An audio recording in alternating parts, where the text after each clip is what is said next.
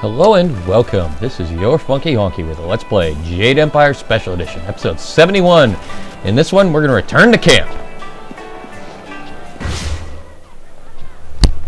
and talk with the Lotus Assassin. Sa'ir yagawag, kokonato siyiri panoneniko.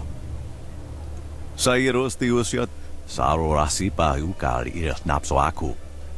Usair kokonato, tanatia, katanano, shafatoyo, kokonato siyiri panoneniko. Good. Tired of these foolish errands. Ipanar nuku iwa ir, nikasanarir, iruru ninua sa'ir kana. Sata tawa ir wanawa fu kuno sukut nia awafawa ir sutuk. Usair kokonato, tanatnia, katanano, shafatoyo, kokonato siyiri panoneniko. What can I expect when I arrive? Unikasurir kwanano kuni ugnawata ir niknipier. Ir kana. Unikasurir kwanano kasair iruru. If I survive.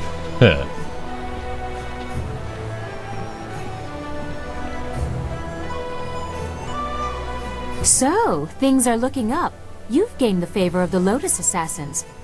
With the recommendation of the Inquisitor, the others will welcome you as a recruit. You can slip into the very heart of their lair.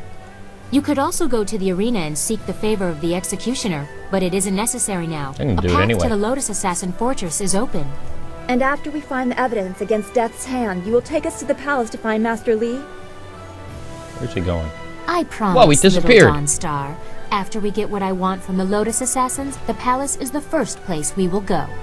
You have permission, so there won't be any trouble entering. It's only after we have the evidence against Death's hand that they might notice something is wrong. I'd rather kick in the doors than keep up this secrecy. Oh, you're fun when you're forceful. Still, you should at least get some information about the place. It would still be good to get some information first. Sagacious Zoo might know something. We should ask him. Didn't you see? He just wandered off. Where is he? Well, you should be more careful of who you trust. We'll have to hunt him down. No, don't waste your time. If he's gone to warn the Lotus Assassins, you need to move quickly. If he's just run off, he doesn't matter. Zoo would not turn on us. The Lotus Assassin Fortress is in the far end of the necropolis. They shouldn't give you any trouble. Just appear confident as you enter. I'm always confident.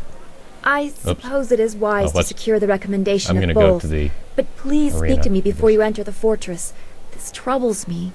The Executioner in the arena will want you to demonstrate your ability as a combatant. Finish with him and hurry back. Is there anything you want to discuss before I get moving? Anything personal? I don't understand. You've gained the favor of the Lotus Assassins with a fair amount of ease. What else is there to speak of? Is there something you are wondering? Tell me about yourself. I want to know about you. About me? I am Princess Sun Lian, the Heavenly Lily. What more are you worthy of knowing? Worthy? Tell me about your childhood. I do not remember ever being allowed to just be a child.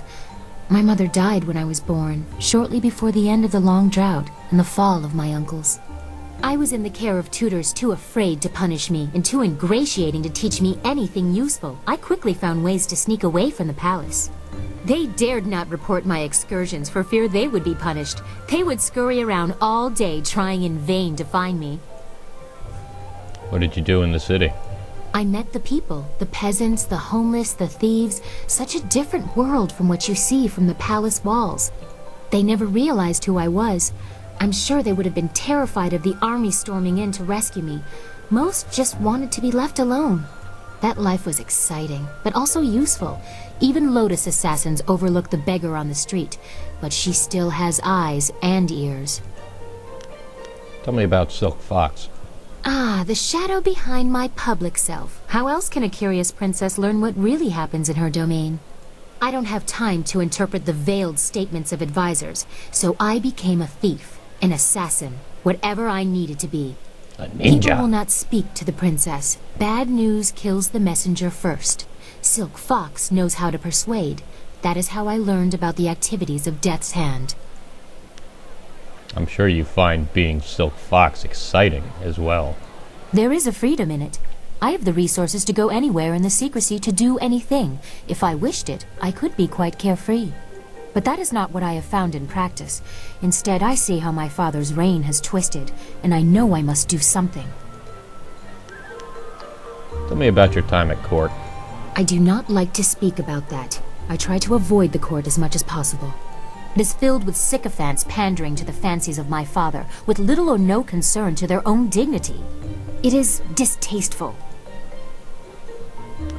I think you would do well at court. I can handle myself better than any of the fancy courtiers who attempt to match me. I know that someday the court will be mine to rule.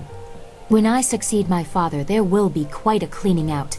But with Death's Hand manipulating him, that day seems less and less likely. Tell me about your first love.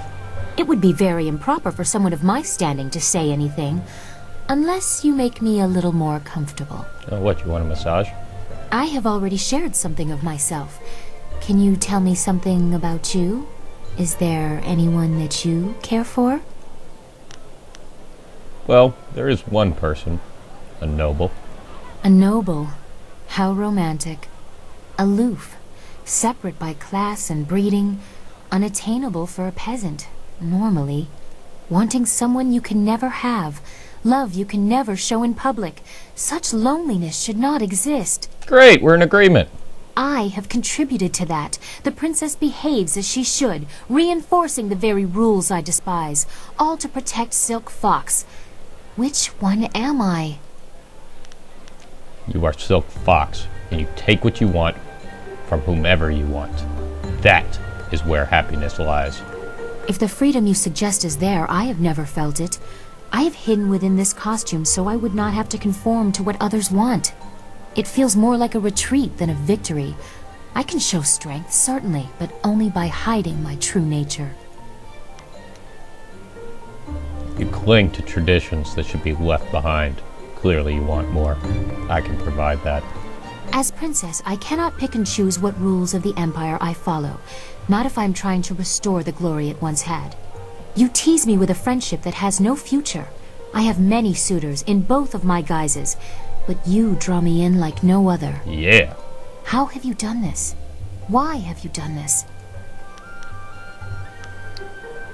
To show you what can be yours if you can have the courage to do what is necessary. Now you sound like a revolutionary. I no longer know if you speak of personal desires or the fate of the empire. Perhaps you see them as the same. Perhaps they are the same. Stop defending tradition. Demand what you want or accept your role. You asked me to tell you of my first love. Until this moment it was the empire. Until this moment. Now I see how I have been a slave to tradition. Yes! How I have worked to save an empire that does not satisfy me. Oh, I can satisfy you. When we take control back from Death's Hand, there will be changes. After all, things got this way because of foolish weaknesses. When we take control, that's different than just exposing Death's Hand. Yes, it is. This must never be allowed to happen again. You have opened my eyes. I will not shut them again. You may regret what you have done here. Do you know what it will take to satisfy me now that what I want is so important? We will have much to discuss once we dispose of Death's Hand. I look forward to a stimulating conversation. Ho ho ho. Goodbye for now. Do not hesitate for too long. Sagacious Zoo's sudden flight has made our task somewhat more urgent. Alright. And in the next episode, we're going to talk with more people. So this has been your Funky Honky with a Let's Play Jade Empire Special Edition. Stay tuned for episode 72, and I hope that you will see me next time.